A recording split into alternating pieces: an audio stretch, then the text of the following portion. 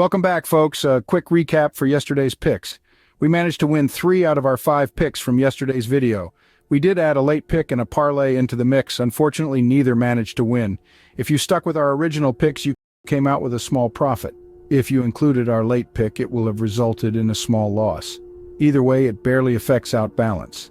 Before we start with today's picks, I just want to clear something up for you guys. In no way, shape, or form am I claiming to be an expert on basketball. In fact, your average American is more likely to know more about the teams, players, injuries, and how all these would affect a game and/or player pick. I do, however, have many years of experience in both trading and betting many different sports. Some I'm more familiar with than others. One thing is for certain, I know how the markets work, and yes, it's the same for every sport. I took an interest in basketball when it came to my attention that the lines majority of the bookmakers provide sit around evens. I also realized how easily you can find players that cover these lines majority of the time, sometimes even 8 or 9 times out of 10 games they play, yet you are still getting good odds on the bet. Pair a solid record of stats with odds at almost even. That will always be a good bet to me, no matter the situation. If you add a little line shopping to your analysis, it's more than likely you will not only have a bet that hits 9 out of 10 times, it's usually a bet with positive expected value. Anyway, let's not dive too deep into my background in trading and betting the sports markets. Maybe that's a topic for another video. My main point is these videos are simply to point out bets that have a high enough hit rate for the odds and lines provided. Every pick I bring to light is solely from a stats perspective. Then I would always suggest you use your own knowledge on the teams, players, and injuries to pick what you're comfortable with. You don't have to go searching through past data. That's my job. Add my research to your own knowledge of the game to increase your chances of winning. I apologize for taking a little of your time to explain this, but I just wanted to make it clear that basketball is far from my main sport. I could have a pick that meets the stats requirement, and to you it could be a bad bet for different reasons. As I said, your knowledge of the game and players is guaranteed to be way ahead of my own. Right, for today's slate we have a lot to cover, so please bear with me. First up, we have the matchup between the Bucks and the Hornets. For the game total, it's almost a 50-50, slightly in favor of going over the line. The same goes for the spread. It's 60% in favor of the Hornets. While going off of matchups, it's clear to see the Bucks are the favorites, winning 7 of their 10 matchups. For the team totals, they have both gone over their lines in 6 of the 10 matchups. Moving on to the players, we like the look of Cody Martin to stay under 12.5 points and assists. He has covered this line in 18 of his 26 games this season. His last 5 games sit at a steady 60% cover rate, while his matchups have stayed under in all 6 games, averaging only 9 a game.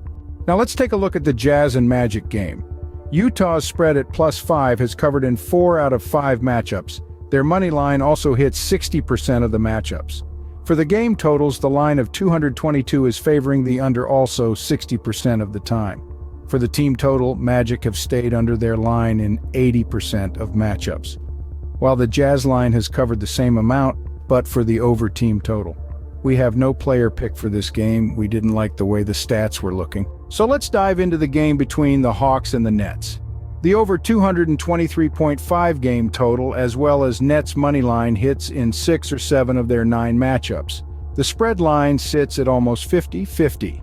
The team totals, Nets hit over their team total in 8 of the 9 matchups, while the Hawks have covered the same line in 5 of 9 games. We are taking Clint Capella to go over 10.5 rebound and assists with our player prop in this game. Covering in 30 of his 50 games this season, but only 40% in his last 5, it's his matchups that helps this one look a little better, covering in 7 out of 8. It also helps knowing that the Hawks are 6th in rebounds, while the Nets are 22nd in rebounds against. Now for the Warriors and Knicks matchup. If we are going off past matchups, every single line in this one is at a straight 50-50. For me, I will stay clear. Looking at the team totals, the Warriors have covered their line in 3 of the 4 matchups. Yet we are not too keen on this one. For our player pick, we decided to go for Jalen Brunson once again. This time his under 34.5 points and rebounds. He didn't play last time we had him. Maybe he will today. His season stats are at a 67% cover rate. His last 5 sits at a steady 60%, while his matchups is a solid 9 out of 10 coverage. For the Thunder versus Spurs game, again, we don't like this game for either game totals or spread bets. Although if I was favoring anything, it would be the under 237.5 game total, as it's hit in 6 of the 9 matchups. For the team totals, OKC have stayed under the 124.5 mark in 7 of their 9 matchups. For Spurs, they hit over on their line in 5 out of 9 games. For our player, we decided on Tre Jones under 6.5 assists, with a 67% season coverage, 60% in his last 5 and 100% in his 5 matchups. We see this as a solid pick. Now for the Rockets versus the Suns. With the matchup stats, this one looked quite even. We can see the Suns are favorites, hitting their money line in 6 of 9 matchups. The over 234 game total has only hit in 4 of 9. For the team's totals, the Suns to go over and the Rockets to stay under their lines have both covered in 5 of the 9 matchups. Our player pick for this one is Alperen Sengun. We are after him staying under 22.5 points and assists. He has managed this in exactly half of his games this season. His last 5 is covered in 80% of games. His last game he flew past this mark and also came close one other game in his last 5. For his matchups, he has 100% cover rate in all 9 matchups, coming close to our line just once.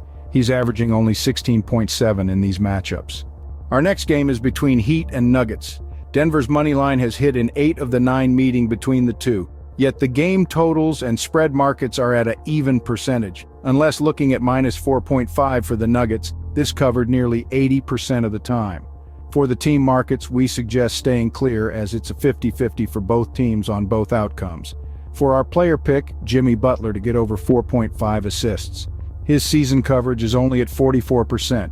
His recent form, however, is great, hitting over in 80% of his last 5. His matchups have gone over the line in 7 of the 8 games between the two.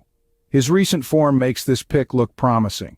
Now for our last game of the day, Wizards versus Lakers. We are staying clear of spread bets and game total with this game. For the team totals, we don't mind Lakers to stay under, as it's covered 75% of the time. It's one we won't be taking, though. For a player pick, we will take Tyus Jones to stay under 9.5 assists, with 83% season coverage and 100% in 13 matchups. It's the recent form that worries me. His last 5, he has gone over this line in 4 of 5. We believe the odds make this one worth a go. And that's everything for today, folks.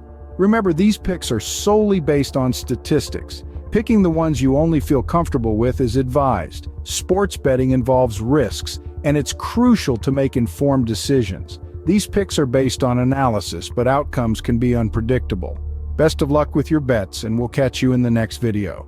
Don't forget to like, subscribe, and hit that notification bell to stay updated on our picks and analysis. Until next time, may the odds be ever in your favor.